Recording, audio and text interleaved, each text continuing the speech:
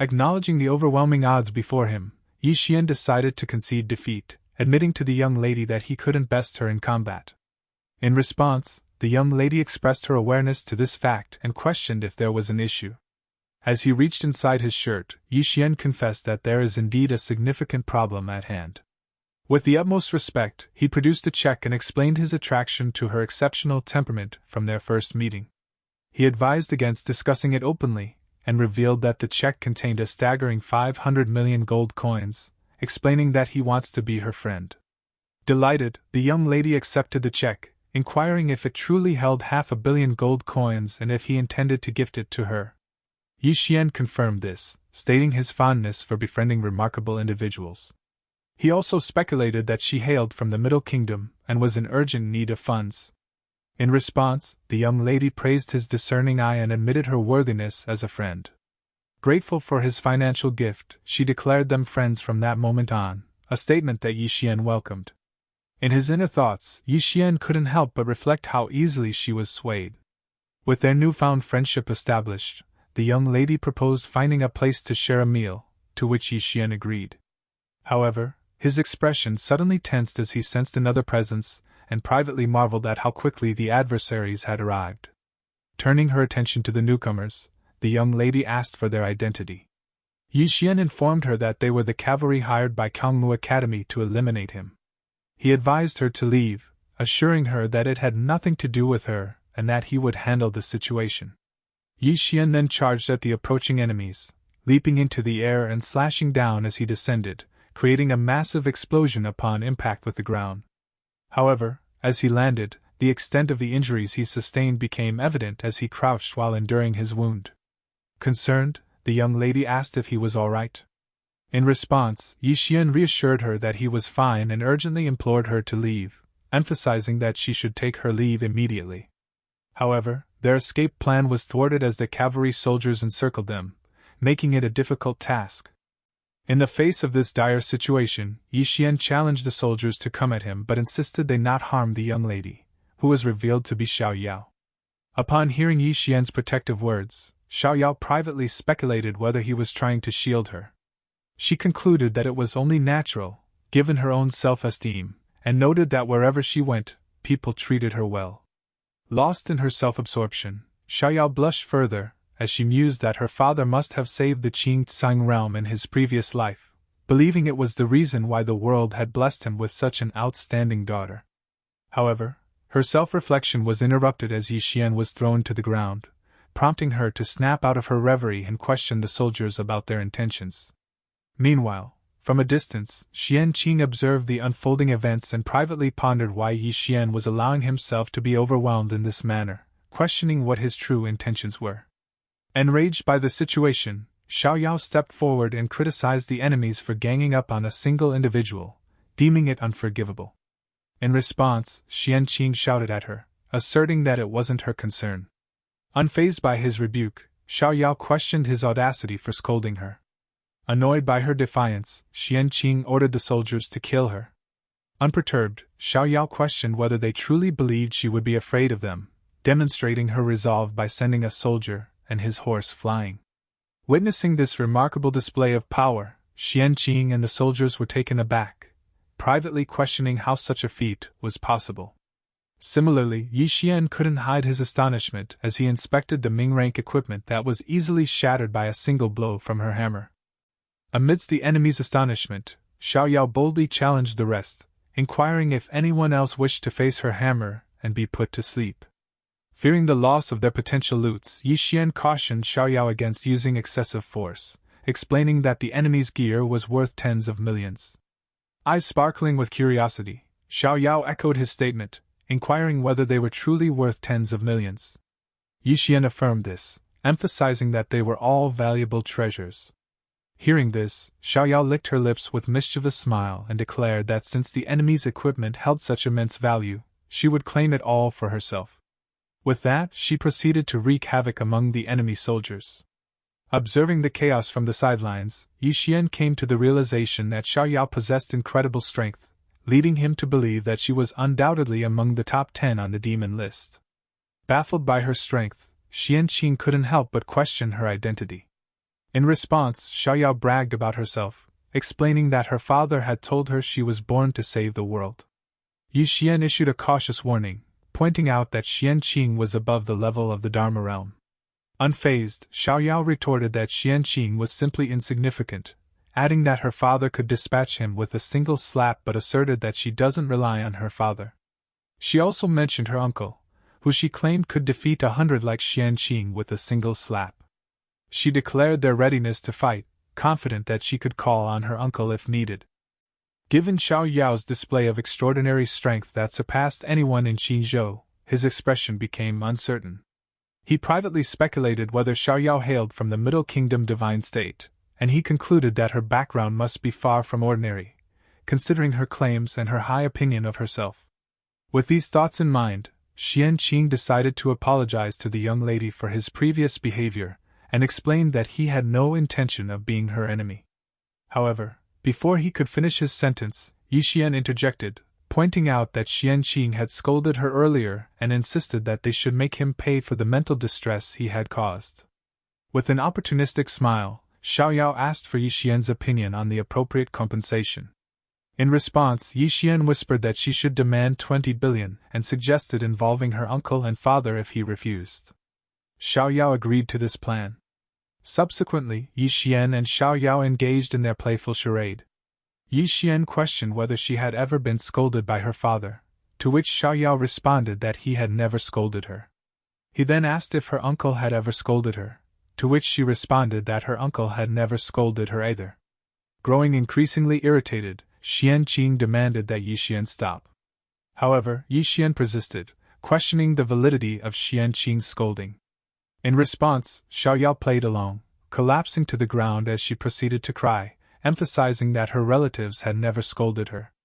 She openly criticized Xian Qing for daring to scold her. Observing this, Xian Qing privately cursed at Yi Xian, realizing his intent to use the young lady to suppress him. Xiaoyao boldly voiced her demand, insisting on 20 billion as compensation from Xian Qing, with the threat of involving her uncle if he refused. Hearing her resolute demand, Xian Qing instructed his subordinates to depart. However, Yi Xian and Xiaoyao pursued the fleeing enemies, insisting that they hadn't paid their dues. The battlefield echoed with the voices of the cavalry soldiers as the duo proceeded to create chaos among their ranks. Moments later, Yi Xian reported that they had looted a total of 40 sets of equipment, with 20 sets designated for Xiaoyao. He offered her the choice to either return to the Middle Kingdom to sell them or accompany him to the Imperial City to sell the equipment there, emphasizing that the choice was hers to make. In response, Xiaoyao invited him to head to the Imperial City, to which Yi Xian agreed. They then rode a horse together, making their way to the Imperial City. Meanwhile, at the Great Cloud Empire Palace, a conversation took place between Da Yun and Wanli. Da Yun mentioned that Tai Fu had asserted he should be in charge of the kingdom, highlighting that he is already an adult. In response, Wanli inquired about Da Yun's opinion of himself. She assured him that in a short time, the world would be under his control, adding that she had no intention of competing with him for the throne.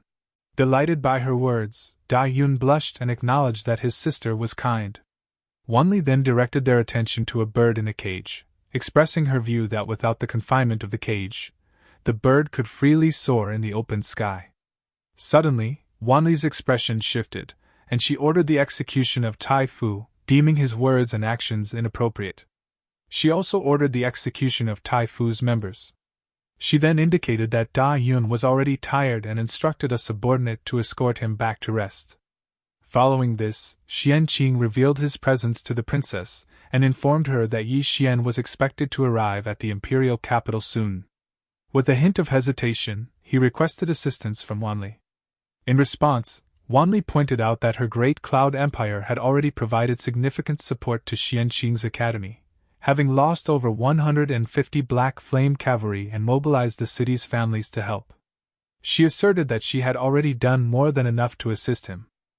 With a hesitant yet determined expression, Xian Qing expressed his gratitude for Wanli's kindness but also requested her assistance in closing the city gates, dispatching troops to secure the surrounding area, and activating the big formation.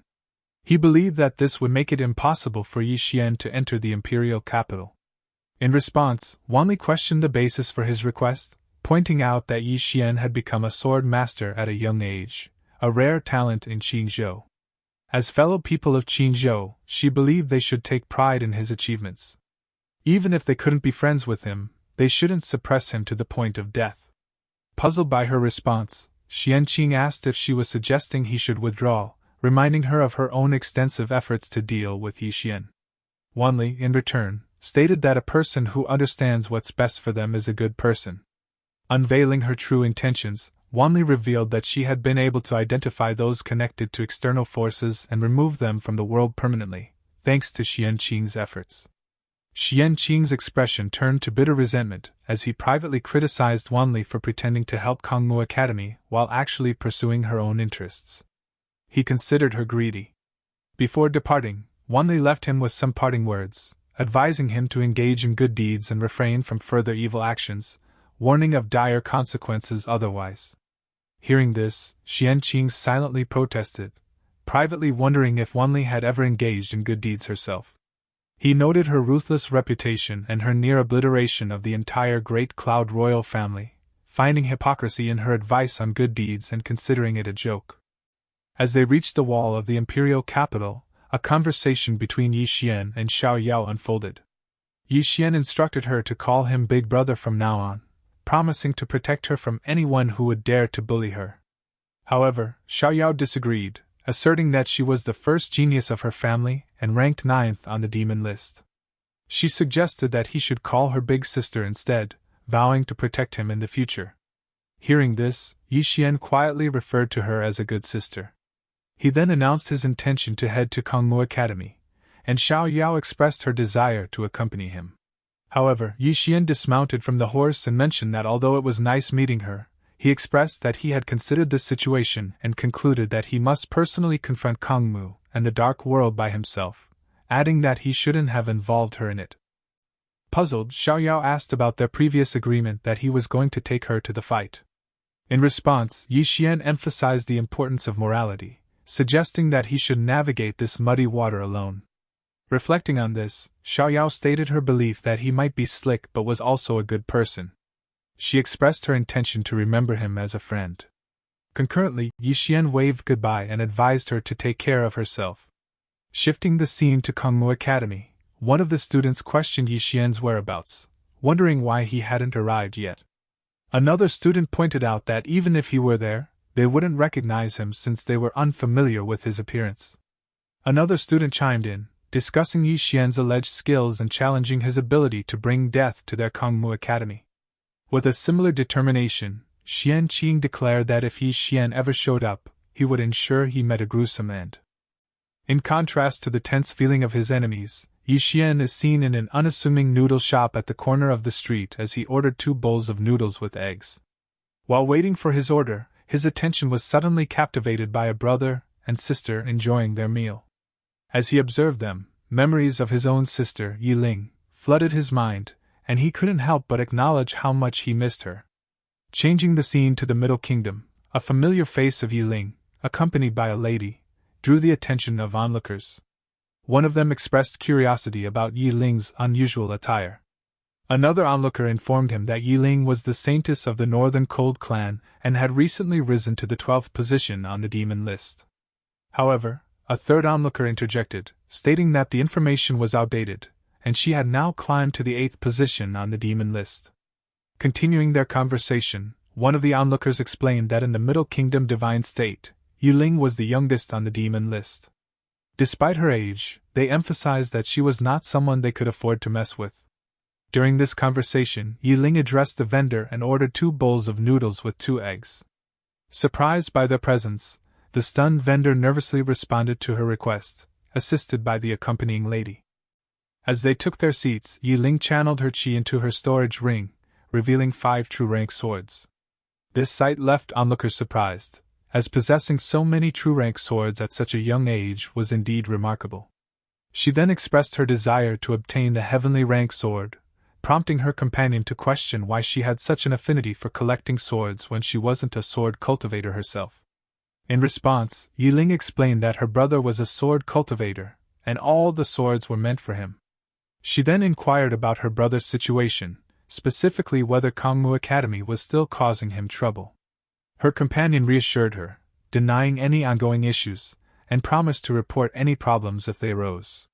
She explained that her current priority was to subdue the holy object within her body, reach the Dharma realm, and climb to the top 5 of the demon list. In response, Yi Ling expressed her determination to protect her brother in the future, implying her actual main priority.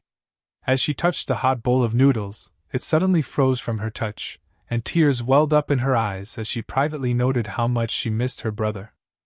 Returning to Yi Xian, a lady suddenly approached him and inquired if she could share a table with him.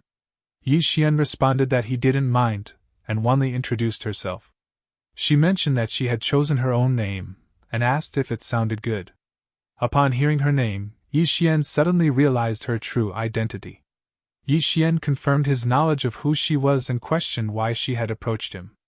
In response, Wanli assured him that there was no need for him to be wary of her, and explained that she had only come to get a closer look at him. She then shared her opinion of him, stating that he was better than she had expected, noting his good looks and decent strength. Wanli then invited him to follow her, suggesting that she would take him for a ride. Taken aback by her invitation, Yi Xian choked on his food and apologized to her, revealing that he already had someone he liked. He then rose from his seat, indicating his intention to leave. Seeing his reaction, Wanli advised him to return to the palace with her and offered to have the royal doctor examine him. In response, Yi Xian thanked her for her kindness but informed her that he still had things to attend to, so he needed to leave. Wanli accepted his decision and encouraged him to take his time, expressing her belief that they would meet again before long. Yi Xian then squeezed himself through the crowd, privately wondering why there were so many people gathered, speculating whether they were there to witness the fight. In the midst of the crowd, Yi Xian accidentally bumped into one of the onlookers, who gave him a menacing look and questioned why he was pushing, threatening to involve him in the fight. Reacting to this, Yi Xian drew his sword and soared above the crowd. One of the onlookers recognized his identity, while another retorted, doubting whether they had ever seen him and suggesting he might be mistaken. Another person in the crowd confirmed that he was indeed Yi Xian, mentioning that he had the privilege of meeting him once when he was fighting in the Two Worlds city.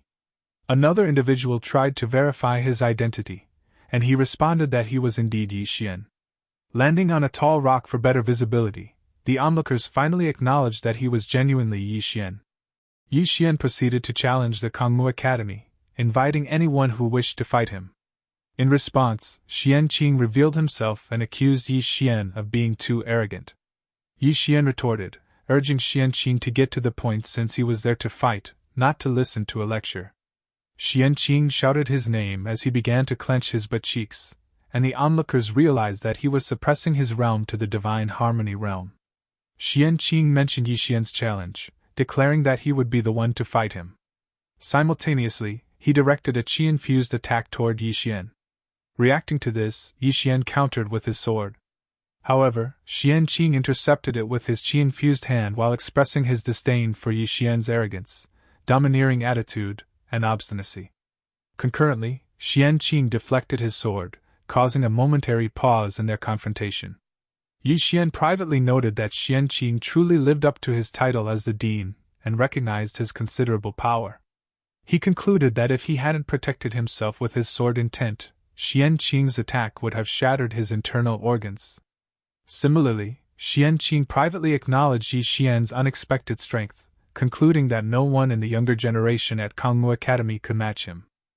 In the midst of their confrontation, onlookers erupted in cheers, captivated by their intense battle. Xian Qing launched an attack, hurling a boulder toward Yi Xian. In response, Yi Xian swiftly slashed the boulder with his sword, concurrently releasing his sword intent and shaping it into a blade of qi. He then directed it at Xian Qing, who narrowly evaded the attack. With determination in his eyes, Yi Xian readied himself for another strike, declaring the conclusion of their feud. In that very moment, Xian Qing realized that Yi Xian's power had surpassed even the peak of the divine harmony realm. Undeterred, Yi Xian executed his signature move, but Xian Qing reacted swiftly, conjuring a swirling vortex of qi between them. This caused Yi Xian to vanish from his position, leaving the observing onlookers baffled, wondering if Yi Xian had met an anticlimactic end. However, another vortex materialized in the air, exploding right in front of Xianqing, which consequently sent him crashing into a massive rock, forcing him to cough up blood. Following this, Yi Xian reappeared in all his glory, leading the onlookers to realize that Yi Xian was far from defeated. Impressed by Yi Xian's strength and dominating sword skill, Xianqing acknowledged his prowess. Yi Xian then made a demand of Xianqing to restore his power to the Dharma realm. He assured him that it wouldn't be seen as bullying the weak or a sign of cowardice, despite Kangmu Academy's shameless reputation. Encouraging Xianqing, Yi Xian swung his sword and urged him to regain his Dharma realm strength, allowing for a fair fight. As Xianqing caught the blade of Yi Xian's sword with his bare hand, Xianqing finally decided to restore his realm to the Dharma realm.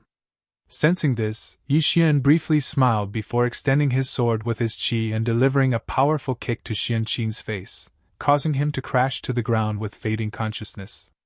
Approaching Xianqing, Yi Xian raised his sword and pointed it at his head, bidding farewell to the Kangmu Academy dean before ending his life. As the students of the academy observed this from below, disbelief and shock filled their voices. Addressing the Kangmu Academy students, Yi Xian reminded them of their declaration to get rid of him by any means necessary and challenged them to fight. He emphasized that his battle with their dean was not enough. However, the students remained silent, showing reluctance to engage in combat. Observing from a distance, Wanli found Yi Xian's behavior quite audacious and intriguing. She addressed the person behind her as Ozwa, asking who she thought was the better swordsman between them. Ozwa replied that she wouldn't dare to make that judgment. Wanli commented on the fact that everyone knew Yi Xian was the youngest sword master in Qingzhou, but she revealed that the truth was that Ozwa was actually the youngest sword master in Qingzhou. She expressed her belief that it was a waste for a sword master to be working as her guard. Despite this, Ozwa showed her respect and stated that she was willing to follow Wanli forever. Wanli then instructed her to join her and see how the situation would unfold. Returning to Yi Xian, one of the students questioned whether it was truly necessary for him to kill them all. Yi Xian retorted, reminding them of the numerous times Kangmu Academy had hunted him down and attempted to kill him, asking if they had ever kept count. Given this history, Yi Xian demanded an end to the nonsense, and declared that today was the day he would settle his grudge with Kangmu Academy. Some of the students panicked upon hearing this declaration. However, one of the elders stepped up and declared that he and Kangmu Academy were not cowardly rats, and he was willing to fight Yi Xian. Following this, Yi Xian and the students charged at each other. With a confident smile, Yi Xian infused his sword with qi, releasing his one sword to determine life and death towards the approaching enemies, swiftly decimating multiple of them at once. Witnessing this, one of the observing onlookers expressed surprise at how one man could hold his ground against so many opponents, acknowledging that Yi Xian truly lived up to his fame. Another individual commented on the situation, wondering aloud if the Kangmu Academy students were all weak. In the end, Yi Xian stood at the center of the fallen Kangmu Academy students, clearly emerging as the victor of their confrontation. However, just as he thought the battle was over, another individual lunged at him from behind. Yi Xian reacted swiftly and countered the attack. Simultaneously, a new group of foes descended from above. Yi Xian prepared by channeling swirling qi onto his sword before releasing it towards his fast-moving enemies. Observing their speed, Yi Xian speculated whether these individuals in black belonged to the dark world, noting their exceptional agility. Sensing another presence, Yi Xian swung his sword in that direction. After dodging his attack with ease, Xiao Yao informed him that it was her. Puzzled, Yi Xian asked her why she was there. In response, Xiao Yao explained that she had come to help him in the fight. However, Yi Xian insisted that it was his business, and that she should not get involved. Despite Yi Xian's reasoning, Xiao Yao remained resolute, and prepared for a powerful swing of her hammer. Her actions were guided by the teachings of her father, emphasizing the importance of righteousness when venturing outside. Xiao Yao directed her swing at the surrounding enemies, emphasizing that being righteous means helping a friend solve a problem. As the force of her blows sent them to the air, she questioned aloud if this was indeed an act of righteousness. Recognizing the gravity of their situation, Yi Xian warned her about the formidable entities that Kangmu Academy and the Dark World represented in the Middle Kingdom. He expressed concern that her involvement might draw her family into the conflict. In response, Xiaoyao voiced her lack of fear and echoed her father's wisdom that a true friend does not abandon their companions. While she might not be ready to sacrifice her life, she is at least willing to help him in the fight. Hearing this, Yi Xian was about to say something else but halted his words, settling on thanking her instead. Amidst the tension, Xiaoyao boldly revealed her identity to the adversaries, asserting that she didn't need her father's assistance, even though he was a formidable combatant. She assured them that she wouldn't call upon her father's aid, no matter how dire the situation. Upon recognizing her family name, one of the students reacted with surprise, while another questioned the audacity of those who would dare provoke the Taba family, suggesting that such actions were only taken by those who had no regard for their own lives. Taking a pause in the heat of the moment, Yi Xian asked Xiaoyao to join him and ascend the mountain, a request she enthusiastically accepted. As they ascended the stairs of the academy, one of the Kangmu's students wondered aloud if they would allow them to proceed without retaliation. Replying to this, one of the elders among the students can only conclude that Kangmu Academy was nearing its end. As they gazed at the sword impaled on the Kangmu plaque, Xiaoyao contemplated the sword's origin, deducing that it must belong to a sword cultivator. She couldn't help but wonder about its owner. Yi Xian responded to her inquiry, revealing that the sword belonged to his master. In response, Xiaoyao's curiosity deepened as she questioned how the sword ended up impaled in the plaque. She even speculated if it had been snatched by someone from Kangmu Academy. Yi Xian denied this with a touch of sarcasm, explaining that it was a gift from his master to Kangmu Academy, remarking that they didn't seem to appreciate the gesture since they left it hanging there. With a smile on his face, he declared his intention to reclaim the sword, leaping gracefully to retrieve it. As he held the sword in his hand, Yi Xian privately wondered why he didn't sense any divine power within it. Simultaneously, Xiaoyao observed the sword and noted its unique composition made of leaves, finding it intriguing. Upon closer examination, Yi Xian reached the conclusion that the sword was crafted from tree leaves, deeming it less remarkable than even an ordinary mortal sword. He couldn't fathom why his master had assigned him this task. Amidst this contemplation, the Kangmu students brandished their own swords and demanded Yi Xian's departure, asserting that Kangmu Academy wasn't a place he could enter at will. Unfazed, Xiaoyao responded defiantly, daring them to approach, as she wanted to witness Kangmu Academy's capabilities. In the midst of this exchange, Yi Xian had an epiphany and exclaimed that he finally understood. Curious, Xiaoyao inquired about the nature of his realization.